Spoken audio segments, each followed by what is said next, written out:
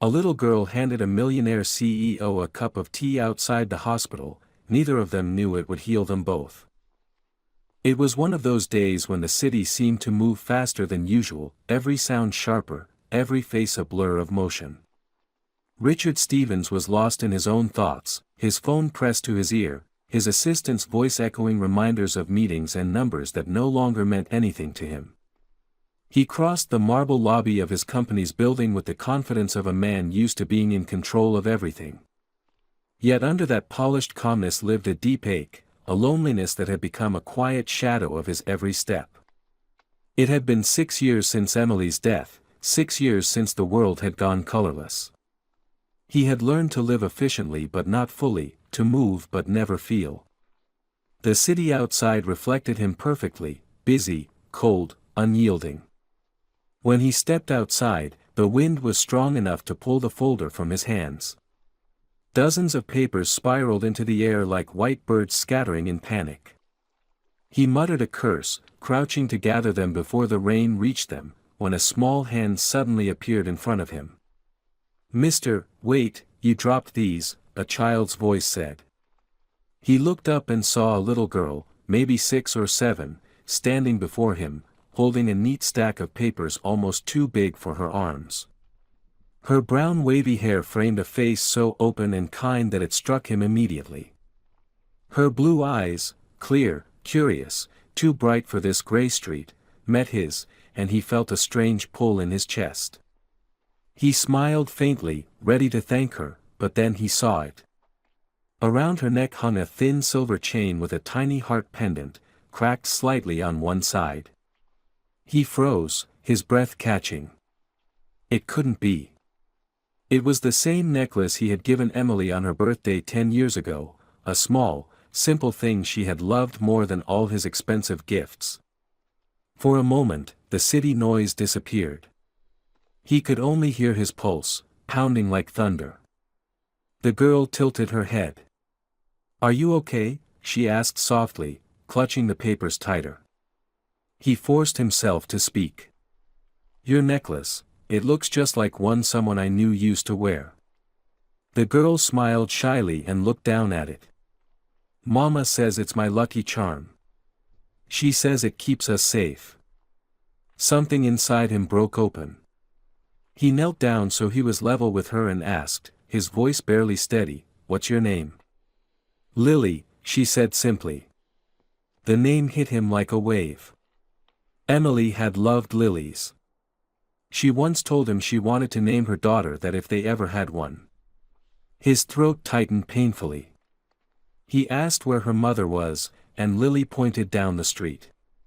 "She's at home. She's sick a lot, but she's really nice. She tells me stories every night before bed." He wanted to ask more, but the girl was already glancing toward the crosswalk. "I have to go," she said quickly. He hesitated for a moment before offering, "Can I walk you home? It's starting to rain." She studied him, weighing his sincerity in that oddly adult way children sometimes do, and then nodded. They walked together through the wet streets, her small hand brushing against his occasionally. When they reached a small worn-down house at the end of the street, he saw a woman through the window, standing by the curtain. Her face was pale, her figure thin, but something about her movements, gentle, careful, was hauntingly familiar. When she opened the door and saw him, the color drained from her face. For a heartbeat, the world stood still. Her eyes widened, and she whispered, barely audibly, "Richard." His mouth went dry. He hadn't heard that voice in years, and yet it felt like no time had passed at all. But before he could speak, Lily tugged his sleeve and said quietly, "That's my mom." For a long moment Richard stood frozen on the small porch, his breath caught between disbelief and recognition, the rain softly drumming against the awning above them. The woman at the door looked as though she had seen a ghost, and perhaps she had. Her eyes were wide, her lips parted slightly as though words were trapped somewhere deep inside her. Richard finally found his voice and said her name quietly, testing it as though afraid it might vanish if he spoke too loudly. "Claire." She hesitated, glancing down at Lily, then back at him, her expression a mixture of confusion and something that looked a lot like guilt. "Richard," she said finally, and her voice trembled. "You should come in. It's cold." Inside, the house was small but warm, filled with the faint scent of vanilla and medicine. The furniture was old, the walls lined with children's drawings and fading photographs. Richard noticed how neat everything was, how carefully arranged despite the poverty. It felt like a home someone fought hard to keep together. Claire moved toward the kitchen and poured tea into 2 chipped cups, her hands shaking just slightly. She avoided his gaze when she handed him one. Lily disappeared into the next room, humming to herself. Only then did Richard speak. "I thought you moved away years ago," he said slowly. "After Emily died." He trailed off, unable to finish the sentence. Claire's shoulders tensed. "I did," she said, staring into her cup. "There wasn't much left for me here." And then, she stopped abruptly, biting her lip. He waited, the silence stretching between them. Finally she looked up, her eyes shining with tears she was trying not to let fall. "Richard, before Emily died, she had a daughter." His cup almost slipped from his hands. For a moment he didn't understand the words, as if they belonged to someone else's story. "What?" he whispered. "Emily had a child?" Claire nodded, her voice breaking. "She didn't tell you. She didn't want to burden you. You were building your empire, and she thought she was holding you back. She planned to come back, to tell you everything when the time was right. But then the accident happened." Richard felt the world tilt around him. Every sound seemed to fade, replaced by a roaring in his ears. He tried to speak, but the words wouldn't form. "The little girl," he finally managed, "Lily, she's Emily's daughter," Claire said softly. "I promised her I would take care of the baby if anything ever happened. And when she was gone, I did what I could." Richard put a trembling hand to his mouth. The image of the child's blue eyes flashed before him, the way she had smiled shyly, the way her small voice had said, "Mama." His throat tightened painfully. "Why didn't you tell me?" he asked hoarsely. "You had to know I would have," Claire shook her head, cutting him off. "You were untouchable, Richard. You lived in a world I couldn't even reach. I wrote you once, but the letter came back unopened. And by then, I'd already fallen into debt, already fighting to keep a roof over her head. I thought, maybe it was better this way." He stood up, pacing the small room, running a hand through his hair. "Better," he said bitterly. "Better for who? You kept my daughter from me." The word "daughter" felt foreign on his tongue, both heavy and miraculous. Claire wiped her face and said quietly, "You think I didn't question it every day? I did what I thought Emily would have wanted. She told me to protect her little girl, no matter what. And I did." Richard turned away, staring out the window where Lily was sitting cross-legged on the floor, drawing with crayons. She was humming softly again, a melody that sent a shiver down his spine. It was familiar, so painfully familiar. "That song," he murmured, "Emily used to hum that before she fell asleep." Claire smiled sadly. "Lily hums it when she misses her mother. She says it makes her feel close to her." Richard felt his vision blur. He pressed a hand against the window frame for support. Every piece of his carefully built world began to crack in that moment. The deals, the boardrooms, the skyscrapers, none of it mattered anymore. There, in that little house that smelled like tea and crayons, was everything he had been missing. He turned back to Claire and asked quietly, almost pleadingly, "Does she know about me?" Claire shook her head. "No. To her, you're just a kind stranger. But maybe that can change." Richard looked down, his voice barely above a whisper. It has to. Richard woke the next morning to a feeling of heaviness pressing down on him, the kind that doesn't fade even after sleep. The events of the previous evening looped in his mind, the way Claire's voice had trembled when she told him the truth, the look in Lily's eyes as she hummed that familiar tune, and the undeniable realization that he had a daughter. He sat on the edge of his bed, staring at the morning light spilling through the blinds, his mind battling between disbelief and wonder. For years, he had convinced himself that the chapter with Emily was over, that what they'd had, what they'd lost, was buried under time and regret. But now time had brought it all back, embodied in a small, bright-eyed girl who unknowingly carried everything he had once loved. He drove to the office out of habit, but the day passed in a blur. Numbers, reports, and meetings felt meaningless. His employees noticed he was distracted, his usually sharp tone softer, his attention distant. At one point, during a presentation, he caught sight of his reflection in the glass wall and barely recognized the man staring back at him. There were traces of exhaustion there, but beneath it, something else was stirring, a faint spark of purpose he hadn't felt in years. He closed his laptop early and left without explanation. The car seemed to move on its own, leading him back to the quiet street where Lily and Claire lived. When he arrived, Claire was outside, hanging laundry in the small yard. She looked startled but didn't tell him to leave. Instead, she nodded toward the steps. "She's inside," she said softly. "She's been asking about you." Richard hesitated before going in. Lily was sitting on the floor, coloring a picture of a house with flowers and a big yellow sun. When she saw him, her face lit up in a way that felt like sunlight breaking through the clouds. "You came back," she said, jumping to her feet. He smiled, though his voice was tight with emotion. "I said I would." She ran to him and took his hand without hesitation, tugging him toward her drawing. "Look, this is me and Mama. And this is you," she added, pointing to a tall figure she had scribbled beside them. The shape was crooked, but the meaning was clear.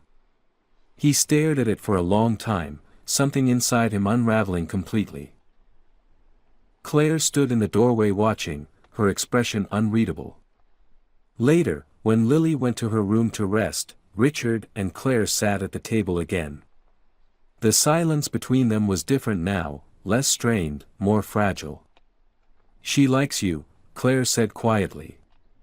"She doesn't usually open up to strangers." Richard shook his head slowly.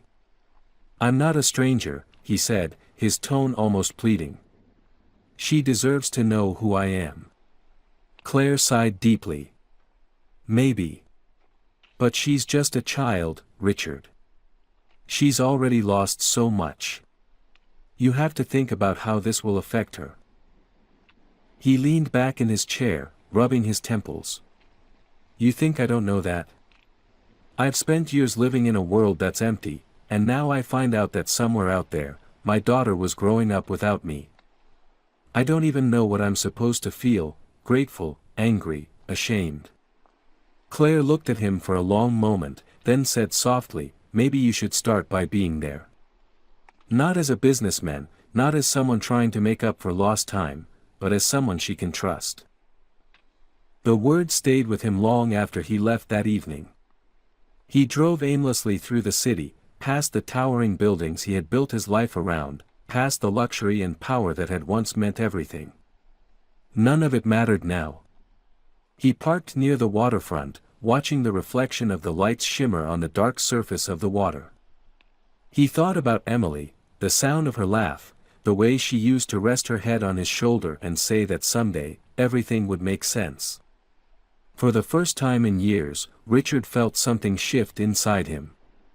He didn't know what the future would hold, but he knew he couldn't walk away again.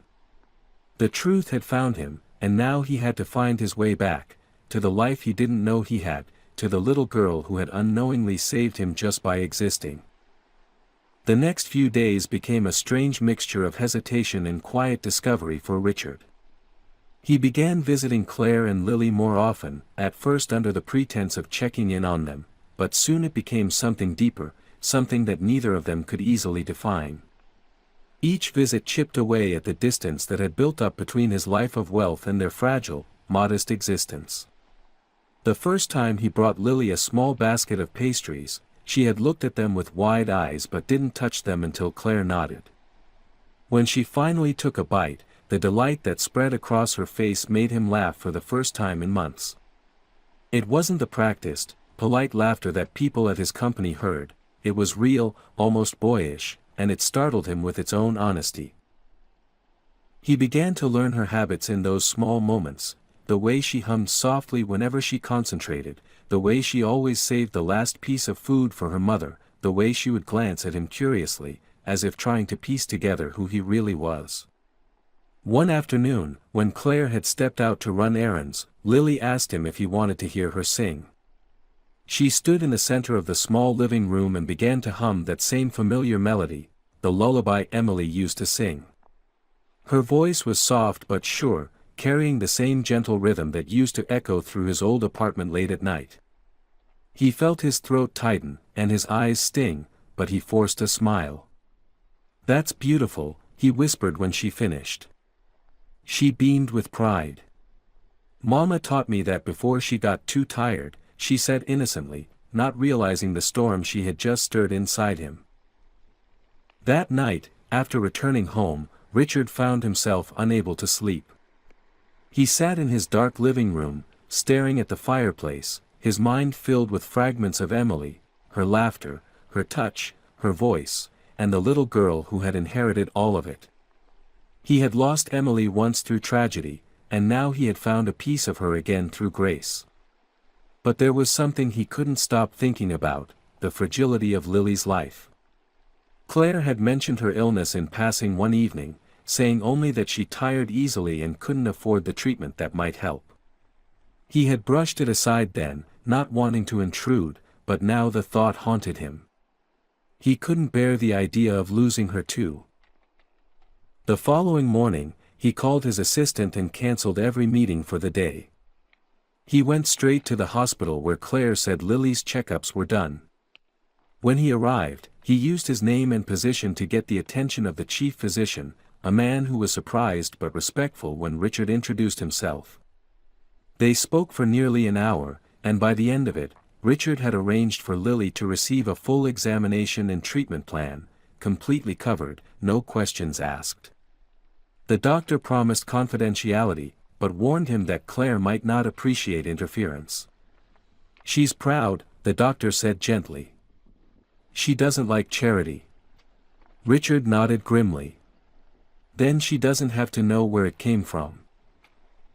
Later that day, when he visited again, Claire seemed tense, as though she could sense the shift in the air. She was polite but guarded, and Lily ran to greet him, clutching a small drawing in her hand. "I made this for you," she said, holding out a picture of a man, a woman, and a little girl holding hands under a bright yellow sun. Richard felt his chest tighten as he knelt to take it. "That's beautiful, Lily," he said softly. "Who are they?" She smiled shyly. "That's my family," she said. "That's you, me, and Mama." For a long moment, he couldn't speak. The simplicity of her words carried more weight than anything he'd heard in years. That evening, after Lily fell asleep, Claire asked him to stay for tea. They sat in silence, the soft ticking of an old clock filling the space between them. Finally, she said quietly, "She's grown attached to you." Richard met her gaze. "And you don't like that?" She looked away. "I'm afraid," she admitted. "Afraid of what happens when she finds out who you really are, or worse, when you decide to leave again."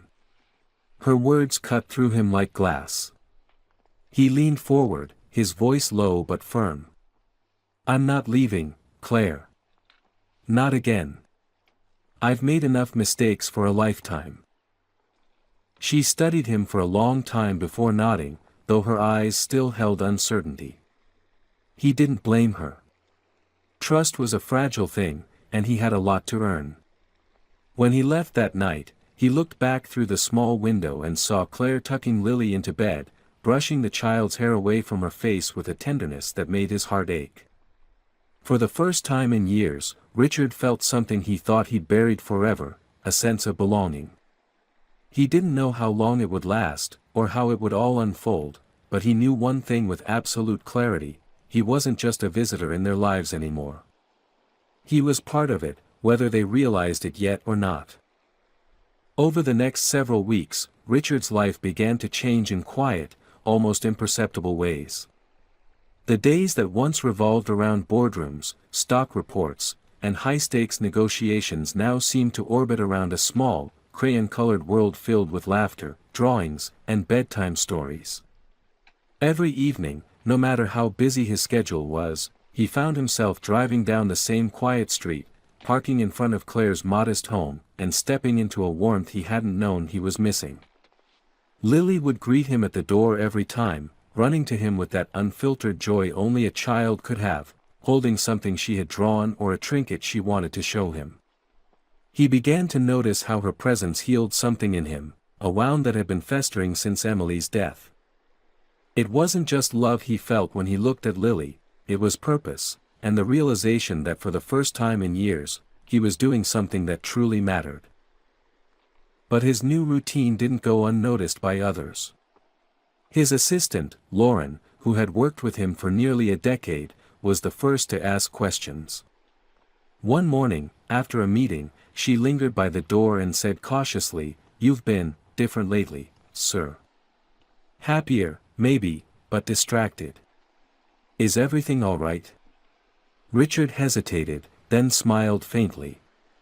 "For the first time in a long time, I think it might be." He didn't elaborate, and she didn't press further, but rumors began circulating through the company. People wondered if their famously cold and calculating CEO had fallen in love again, or if something else had shifted behind the polished facade. Meanwhile, at home, Claire found it harder to keep her guard up. Richard was doing more than she ever expected. He had quietly arranged for their rent to be lowered through a neighborhood subsidy program, a lie she believed until she discovered that such a program didn't exist. When she confronted him, she was angry. "You think I can't take care of my own family?" she said, her voice sharp. Richard stood silently for a moment before answering.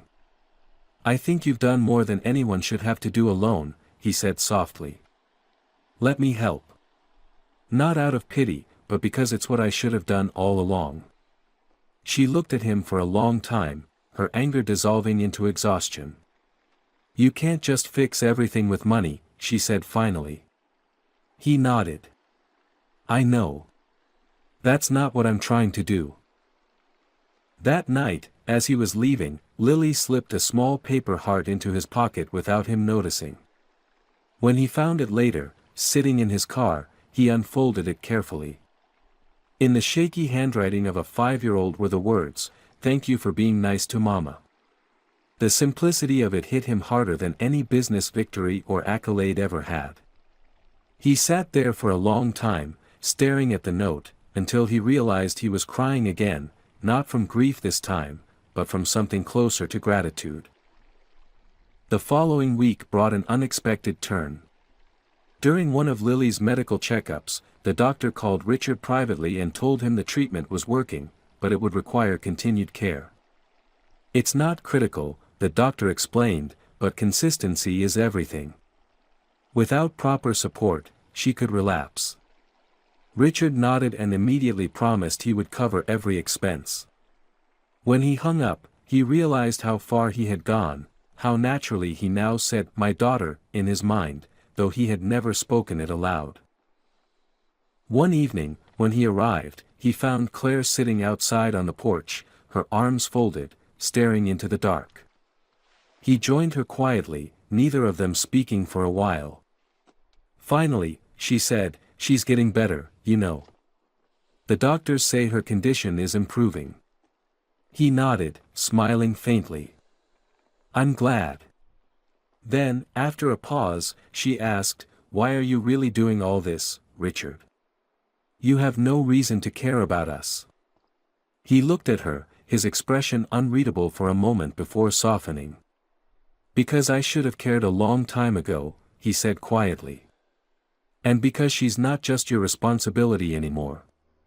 Claire's breath caught, and for a moment she didn't know what to say. "You talk like—" she began, but couldn't finish. Richard met her eyes steadily. "Like her father," he said softly. "Maybe that's exactly what I'm trying to be." For the first time, Claire didn't argue. She just looked away, her hands trembling slightly. Inside the house, Lily's small voice called out for her mother, and Claire rose to go to her. As she disappeared through the doorway, Richard stayed behind, gazing at the sky. For years he had lived surrounded by light, office lights, city lights, the glare of success, but it was in this small, quiet darkness that he finally felt something like peace. He realized that every deal he had ever made, every empire he had built, meant nothing compared to the fragile, beautiful life he had stumbled into. He didn't know what tomorrow would bring, but for once, he wanted to stay and find out. The next few months unfolded like a quiet transformation neither Richard nor Claire had anticipated. The fragile understanding that once existed between them had deepened into a rhythm that felt almost like a family. Richard became a constant presence in their lives, picking Lily up from kindergarten when Claire had to work late, reading her stories until she fell asleep, or sitting with her as she colored and hummed those familiar tunes that now filled his evenings with something resembling peace. At first, Claire tried to maintain a distance, telling herself this was temporary, that their lives could not blend so easily.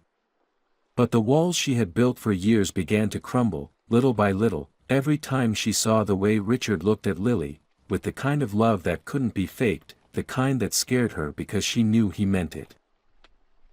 One weekend, Richard invited them both to the countryside under the pretense of wanting to give Lily some fresh air. They drove for hours until the city disappeared behind them, replaced by rolling green fields and the scent of spring. The house he took them to wasn't one of his modern glass mansions, but an old wooden cottage that had once belonged to his grandparents. It was simple but beautiful, surrounded by wildflowers and a small lake that glimmered in the sunlight. Lily ran through the grass, her laughter echoing across the fields, and for the first time, Claire saw Richard truly relax. He took off his jacket, rolled up his sleeves, and helped Lily catch frogs by the water, their hands covered in mud and joy. Claire watched from the porch, her chest tightening with emotions she couldn't name. It felt wrong to feel this at peace, like she was betraying the years of struggle that had shaped her, yet it was impossible to resist. That night, after Lily had fallen asleep on the couch, they sat outside again. The air was cool, the stars scattered across the sky like fragments of forgotten promises. Claire finally spoke, her voice low. "You've changed," she said. "You don't act like the man I read about in those business magazines. The one who built an empire and didn't care who got crushed under it." Richard smiled faintly, his eyes distant. "Maybe I stopped caring about the wrong things," he said. "When you lose everything that matters, you either harden or learn to feel again. For a long time, I chose the first. But now, I think I'm learning the second." Claire turned to look at him, searching his face for any trace of the man he used to be. "And what happens when the world finds out?" she asked softly. "When they see the great Richard Hale spending his time with two nobodies instead of running his company?" He chuckled, shaking his head. "Let them. For the first time in my life, I'm doing something that actually means something. That's worth the headlines." Silence settled between them again, not heavy but full. Claire looked down, fidgeting with her hands. "Lily's been asking questions," she said after a moment. "She's smart. She knows you're not just someone who visits sometimes." Richard turned toward her, his expression careful. "What kind of questions?" "She asked if you're her dad," Claire said quietly. The words hung in the air like a truth too fragile to touch. Richard exhaled slowly, his chest tightening. "What did you tell her?" Claire hesitated before answering. "I told her that you were someone who cared about her very much." He nodded, his voice barely above a whisper. "That's true." Then, after a long pause, he added, "But maybe one day, I'll be able to tell her everything." The next morning, Lily woke early and ran into their room, crawling between them with sleepy giggles. The sunlight spilled through the curtains, wrapping the three of them in a quiet glow that felt almost unreal. For a fleeting moment, it was easy to imagine that they had always been like this, a family untouched by time, loss, or circumstance. Later that day, as they packed to leave, Claire caught Richard watching Lily as she danced in the grass, spinning in circles with her hair catching the light. There was something in his eyes that broke her completely, a mix of love, regret, and a silent promise that he would never leave her again. On the drive back, Lily fell asleep in the back seat, her head resting against the window. Claire looked at Richard and said softly, "She's happy when you're around. I haven't seen her like this in a long time."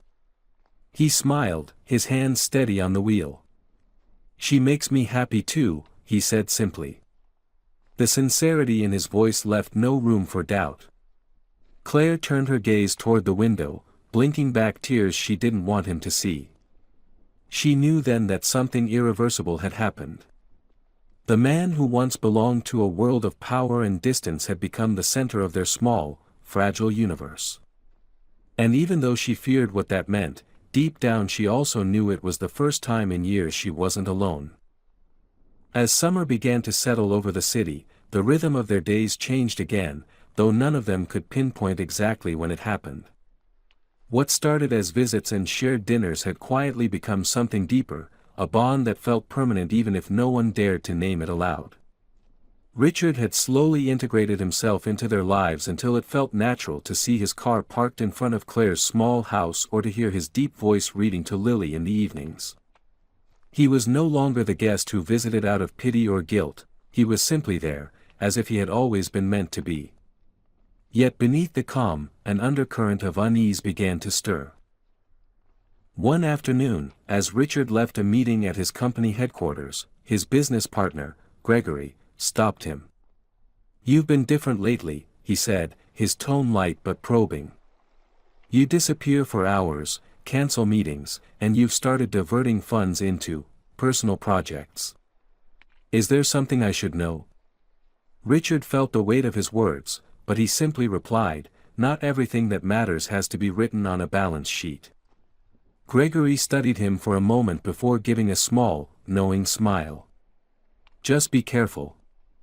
The world doesn't like when a man with power suddenly starts caring about something real." Later that week, trouble found them in a way Richard couldn't have anticipated. A journalist, eager for scandal, had discovered his connection to Claire and Lily. The article painted an ugly picture: millionaire CEO secretly supports struggling single mother and child. It twisted their story into something sordid, hinting at hidden motives and exploiting the contrast between his wealth and their poverty. The moment the article went live, his phone wouldn't stop ringing. He ignored every call, every message, and drove straight to Claire's house, his pulse hammering. She was waiting at the door, holding the newspaper in her hand, her face pale. "What is this, Richard?" she demanded, her voice shaking. He tried to explain that it was all lies, that he never meant for their lives to be dragged into public view, but she stepped back as if his words couldn't reach her. "You said you wanted to help," she whispered. "Not destroy the little piece we had left." That night, he barely slept. Every headline, every cruel comment online, felt like a knife.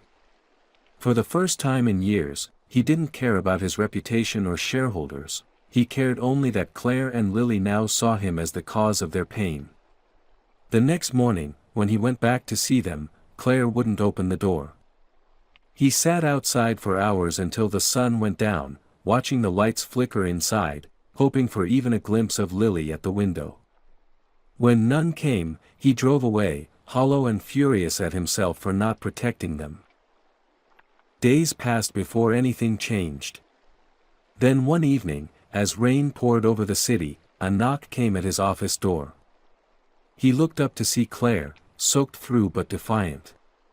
She didn't say a word at first, just stood there trembling. Finally, she said, "You didn't have to face it alone." Her voice cracked, but she met his eyes.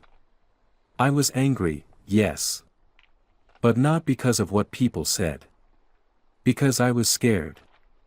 You've changed our lives so much, Richard, and I didn't know how to live with that." He rose slowly and crossed the room, stopping just inches from her. "I don't care what they think," he said. "I just care about you and her. You both are the only real thing I have left." For a moment, the world outside seemed to fade. She looked at him, tears mixing with rain, and whispered, "Then prove it. Not with money, not with power. Just be here." And he was. Over the next weeks, Richard made a decision that shocked everyone in his company. He announced he was stepping down as CEO. The statement was short, almost cryptic. He said he wanted to focus on something that truly mattered. Investors panicked, the media exploded, but Richard didn't look back. He sold part of his shares and established a foundation in Lily's name, aimed at helping children who had lost parents or couldn't afford care. When Claire found out, she confronted him again, torn between anger and disbelief. "You can't just give up everything," she said. He smiled faintly. "I'm not giving up. I'm finally choosing what's worth keeping." One afternoon, as he walked Lily home from school, she slipped her small hand into his and asked, "Why don't you wear your fancy suit anymore?" He laughed softly. "Because I don't need it to feel important." She grinned, swinging his hand as they walked. "Mama says you're brave," she said. "I just think you're nice." He looked down at her, his heart swelling, and for the first time since losing Emily, he felt like life had come full circle. That evening, Claire watched them from the kitchen window as they played outside in the fading light. The storm that had once threatened to destroy everything had instead washed away the lies and left something raw but beautiful behind. They were no longer bound by guilt or loss. They were a family built from the pieces of broken hearts, stitched together by kindness and choice. And though neither of them said it aloud, they all knew that this was what they had been searching for all along, a home, not made of walls or wealth, but of love that refused to leave, no matter what the world said. Autumn arrived quietly that year, painting the city in muted gold and soft gray. The chaos of the past months had finally settled into something peaceful, though the world had not stopped whispering about Richard Hale, the fallen CEO who had traded his empire for anonymity and a small, ordinary life. But Richard didn't care. Every morning he woke up to the smell of coffee and the sound of Lily's laughter echoing from the kitchen, and every evening he walked her to the park, holding her tiny hand as if it anchored him to the earth. His once celebrated life now felt distant, like a story he had read long ago about someone else. What mattered was here, in the warmth of this small home, where the ghosts of regret had been replaced by something alive, something hopeful. Claire had changed too. She smiled more now, though sometimes it still carried a trace of sadness that never fully left her eyes. The struggle she had carried alone for years had eased, not because Richard had saved her, but because she no longer had to fight everything alone. She had begun painting again, something she hadn't done since college, and she filled their walls with quiet bursts of color, sunsets, wildflowers, and small portraits of Lily that made the room glow with love. Richard would watch her as she painted, his heart tightening at the thought of how easily he could have missed this, how close he had come to living and dying without ever really living at all. One evening, they were all sitting together after dinner. Lily was sprawled across the floor, coloring while humming a tune, the same lullaby her mother used to sing. Claire sat across from Richard, a soft smile playing on her lips. "She's happy," Claire said quietly. She's stronger now. You helped her believe that life can still be kind. Richard looked at her for a moment, his voice low when he answered. You both helped me remember that it can be real. There was a pause, the kind that felt like a breath before something changes. Claire's gaze met his, and for the first time, she didn't look away. He reached across the table, his hand brushing hers, and she didn't pull back. The world seemed to still, the sound of Lily's laughter becoming a distant melody in the background. For a long time, they just sat there, not needing to fill the silence with words, because everything that mattered was already understood. As months passed, Richard began to find new purpose in the foundation he had created. He didn't just fund it, he visited the children, sat with them, listened to their stories. The staff said they had never seen him like that, sitting cross-legged on the floor surrounded by kids, his sleeves rolled up and his laughter unguarded. Some of the older children would recognize him from old news clippings and ask why he had given everything up. He would smile and say, because I finally realized that the only thing worth building is a life that makes someone else's better. The simplicity of his words carried more truth than any corporate speech he had ever given. Lily's health improved dramatically that year. The doctors said she was thriving, her energy and resilience surprising even them. She started school, and Richard and Claire attended her first recital together. When Lily spotted them in the crowd, she waved so enthusiastically that she nearly fell off the stage, and Richard laughed until his eyes watered. Later that night, as they walked home under the amber streetlights, Lily slipped her small hand into both of theirs, joining them like a bridge between two broken worlds that had somehow become whole again. On the anniversary of Emily's death, Richard visited her grave for the first time in years. He brought Lily and Claire with him, unsure if it was the right thing to do, but needing to close that chapter with honesty. As he stood before the stone, he felt no anger or guilt, just peace. Lily knelt beside him, setting down a small bouquet of wildflowers she had picked herself. Is this where your friend sleeps? She asked. He nodded gently. Yes. Someone I loved very much. Lily looked at the stone, her voice barely a whisper. Then she must be happy you're not sad anymore. He smiled through tears, pulling her into his arms.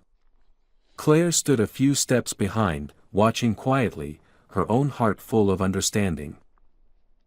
That evening, as they drove home, the sunset painted the sky in soft orange and gold.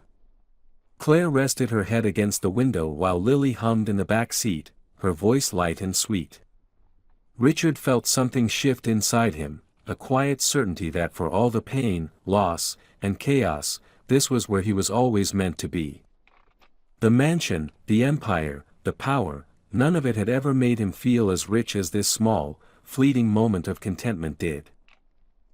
Years later, when Lily was older and people spoke less of Richard Hale the businessman and more of Richard Hale the man who changed lives, she would tell the story of how her dad had found them when they needed him most.